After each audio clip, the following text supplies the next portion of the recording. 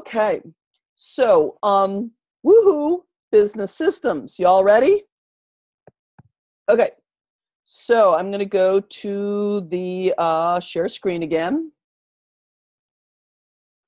Okay, where'd you go? Okay, now I gotta no, share screen, cancel. Boy, this thing is just fussy as hell. Just wants it its way. Okay, gotta do this share screen so precisely. Okay, so first question, what are systems for? They're there to support you and your business. So this is one of my favorite Facebook memes. I just think it's great, and it just reframes what systems are for. It can feel like the bottom one.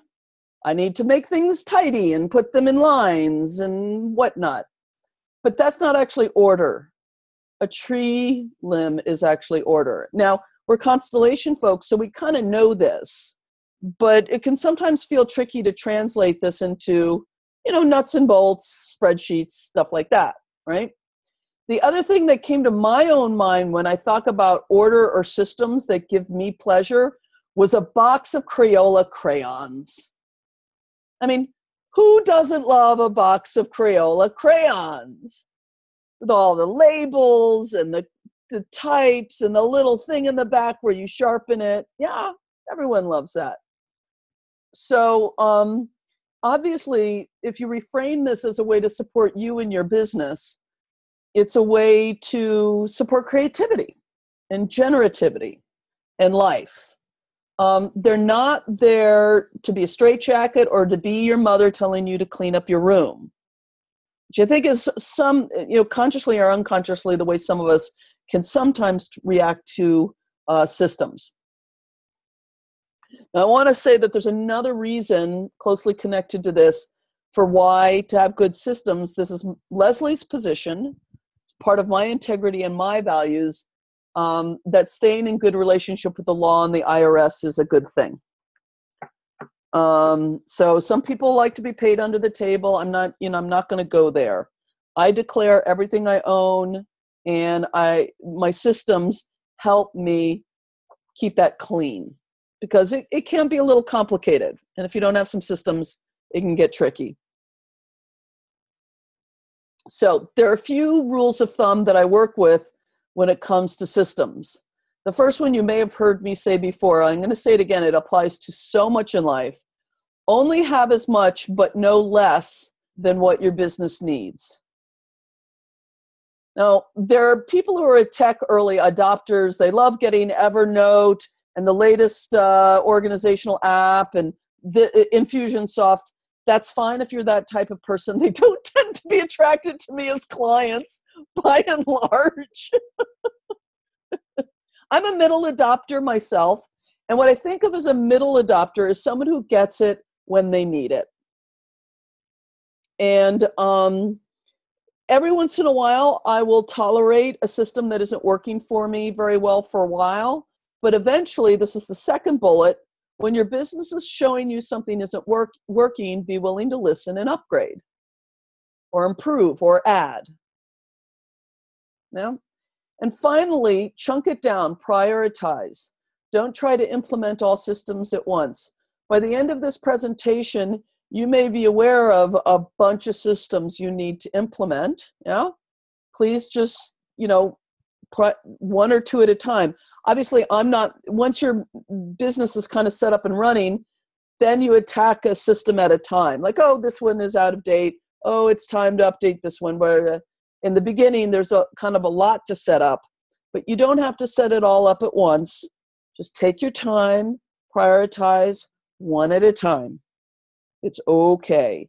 One way to start can be, what do you like setting up? Some people really like setting up their website.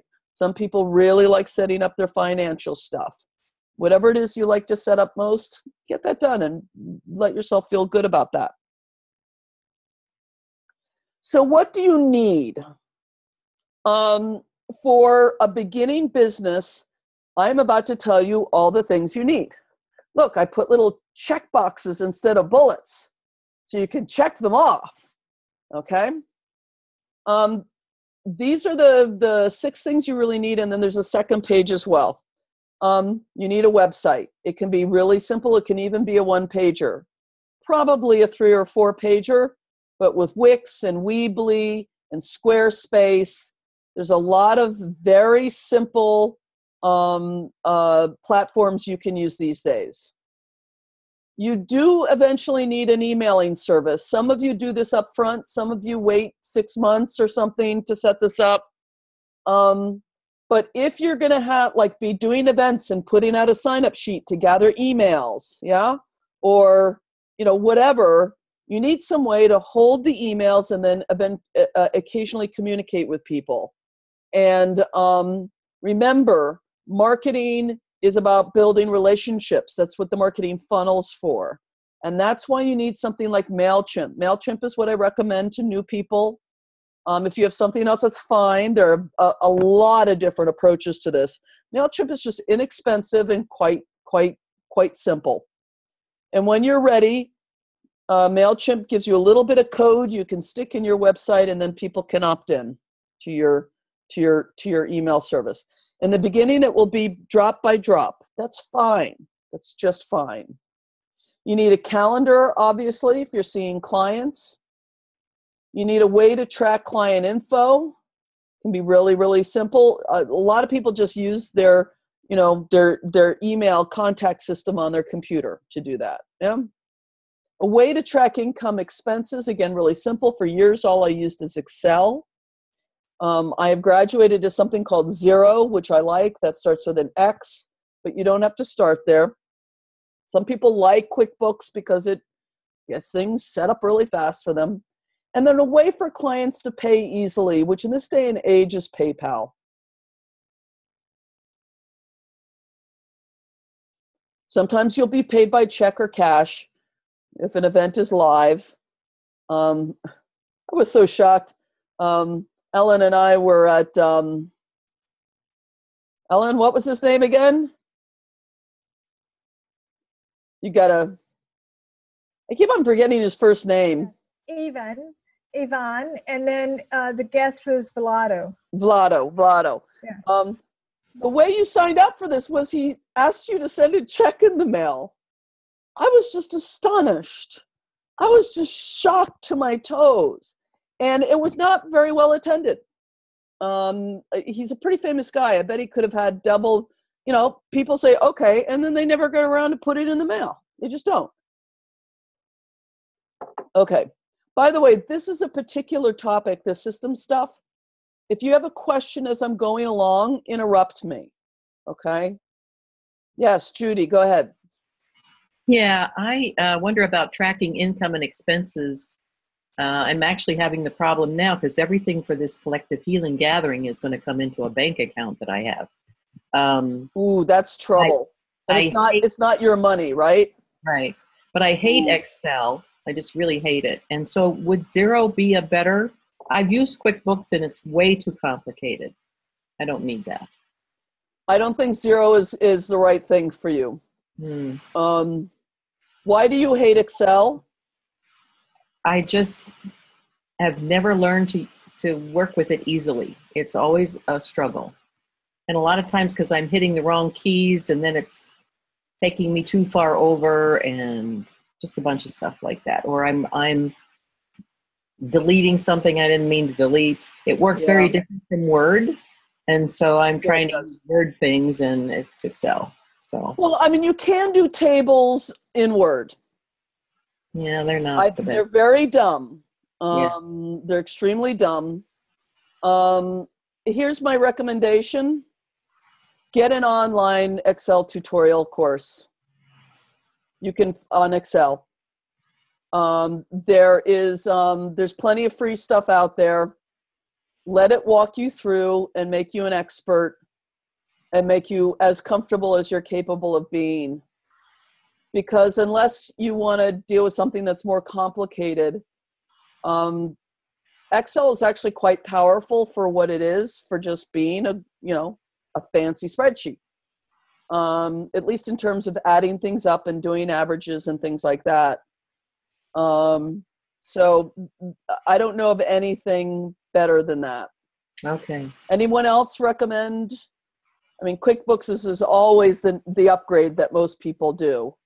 There used to be something called Quicken. Is that, I never You can used do Quicken. You can do Quicken. Quicken would work as well. I haven't used Quicken since literally before there was an internet. I remember having a Quicken for Mac way back then. So you can try that. Yeah.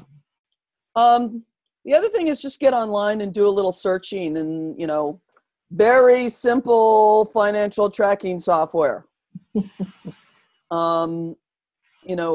Financial tracking software for dummies, whatever it is.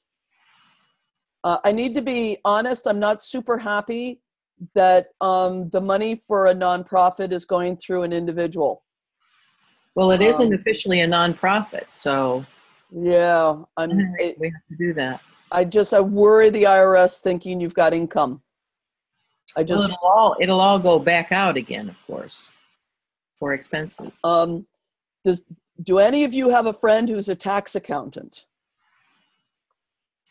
I would just want you to just get a little bit of advice about this. It makes me a little nervous. Yeah. And I'm not an expert. So. I know. I've done it many times before, but I've always had that concern. Yeah. Okay. Then what else do you need? This is under a slightly different category. When you start making any steady money, even a few hundred a month, these other things do kick in. Separate personal and business checking saving accounts. That's part of what I'm referring to here with concern around your situation, Judy. Well, it's a separate bank account, though. Okay, just under your name. Mm-hmm. Okay, well, that might do it. I don't know. A business license with your town or city. I don't know what your rules in your city or town is. You go to your Chamber of Commerce or your town hall or your small business administration or whatever it is you've got in your city or town and find out what their rules are for this stuff. I personally like being in, paying my business taxes and having a license. Could I have gone all these years without it and gotten away with it? Probably. But it's not a ton of money, and I feel like it does my small part.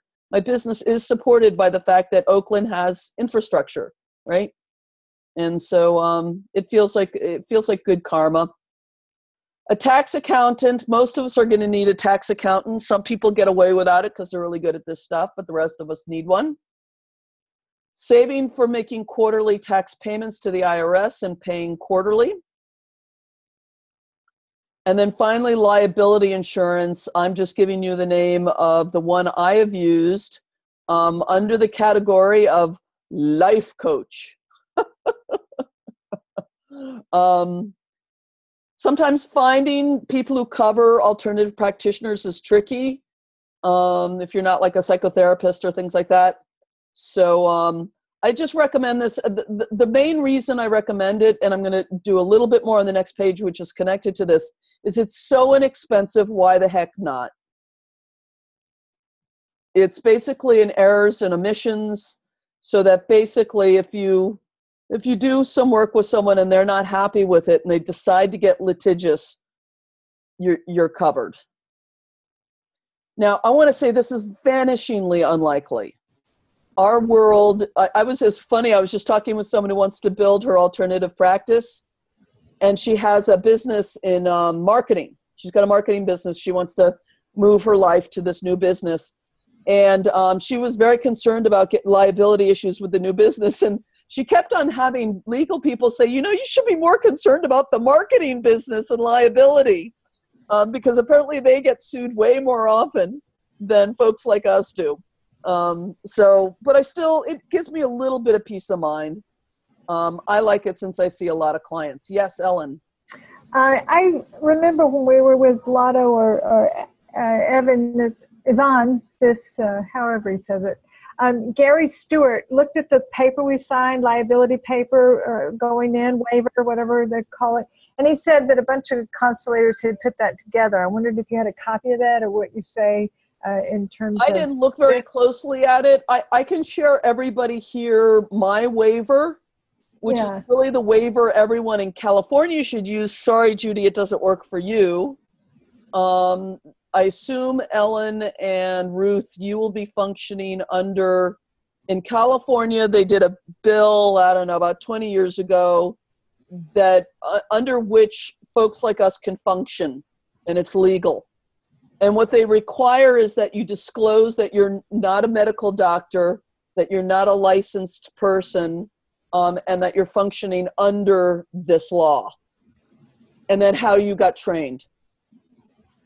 And so, and then you make sure they sign and date it. I have my clients do that. I admit I don't do it. Like I'm not watertight on it, I admit, and I should be. But there's boilerplate. And Judy, whatever it is that you're functioning under in Colorado, I'm sure your some of your fellow colleagues can hook you up with that. If there's any state-based language you should use.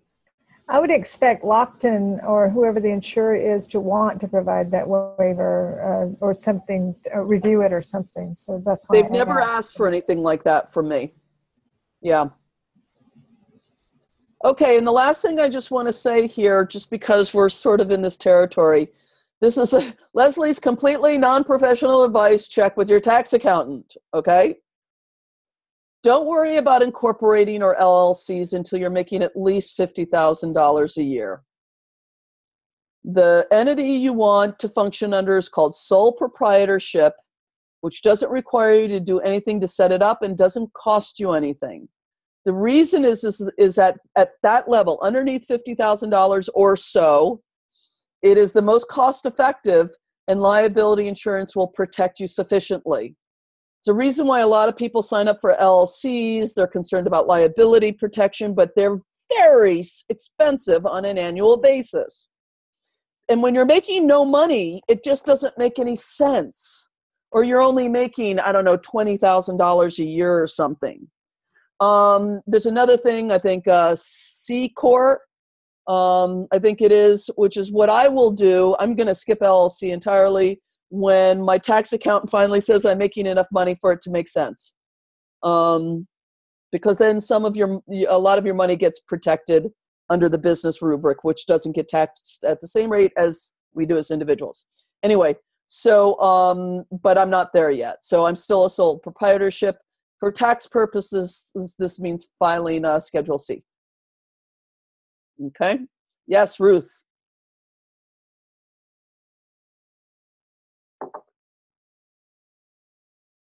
I still can't hear you, I'm afraid.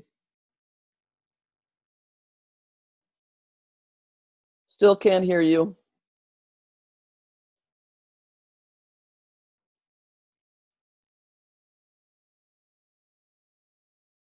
Oh, wait, here, I can unmute you. There you go, Ruth. Thanks.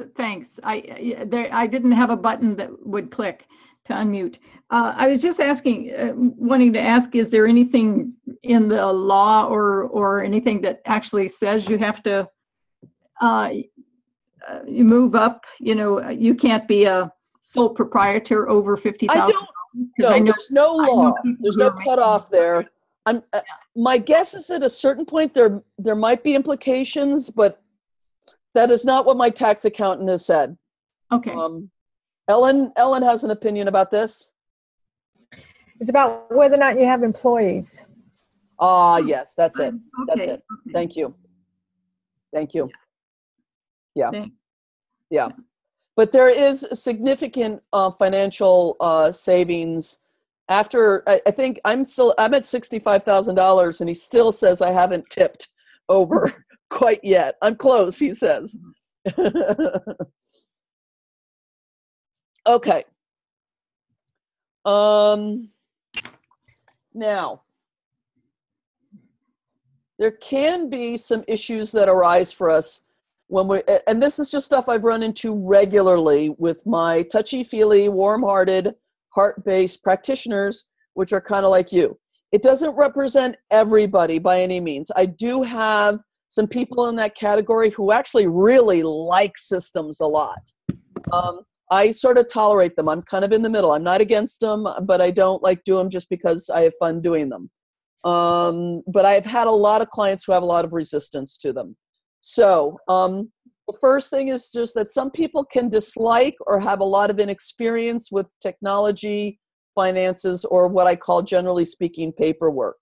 You know, you're into healing, you know, modalities. You didn't, you know, take the accountant course when you were in college, that kind of thing, maybe. So that can be a learning curve. It can get more serious when there are childhood triggers, especially, I cannot tell you how many sessions I've done with business clients around organizing. Just so many different ways that people can sit down to organize things and something goes, ah! I did just post in our little Facebook group a nice little article on organizing. It was about, should I tell my daughter to clean her room? It's a very nice little article. I recommend it to you. There can be other ecology involved. For instance, the quote could be, if I succeed in putting the system in order, maybe I'll become successful and, right? Okay. That comes up too. Okay. Note, remember weight. This is actually a big deal. I haven't talked about this in a few sessions. It's that thing we gain in adulthood. Having good systems helps us function at our proper weight. Resisting systems can often be an expression of resentment about not getting childhood needs met and wanting to stay regressed. I don't want to grow up. My dad wasn't there for me back then, so I don't want to now. That sort of thing. I'm being a little silly about it. We all have some of this. But this can come up. So when stuff comes up, you know you got to set up a system for something. You've been procrastinating. You're getting anxiety. Try to be friendly and curious. What might be fun, or maybe at least not abhorrent about this? Is there some help I can get for it? Yeah. Try not to just put the kibosh on a system that's really critical, like forever. It certainly makes sense to put something like, you know, I'm going to work on something else for a while. This website is driving me nuts, or the setting up a mailing list or whatever. This set, I would recommend to everybody who's decided that you want a business to have set up in 6 months or so, definitely in a year. And probably all of these within a year if you're making money. Which means kind of just going through and doing one and then doing another one and then doing another one. Again, you can totally do it in the order you prefer doing it. And then remember to come back here. This is what they're for. Yeah. And any way you can make it fun. If your calendaring system is to put a big calendar on the wall and stickies of different colors, who cares if it's not high tech? As long as it keeps working for you, do it that way. My computer, your computer is a system. If when you're working with your systems, you need to put something like this nearby, which I do. Hello. It's not so bad, really. It's fun. Or, a stone like this that just you can feel good when it's nearby. Make your space pleasant, make it workable, make it feel good to you, have little sayings, affirmations, whatever you need. None of this needs to be grim. Yeah?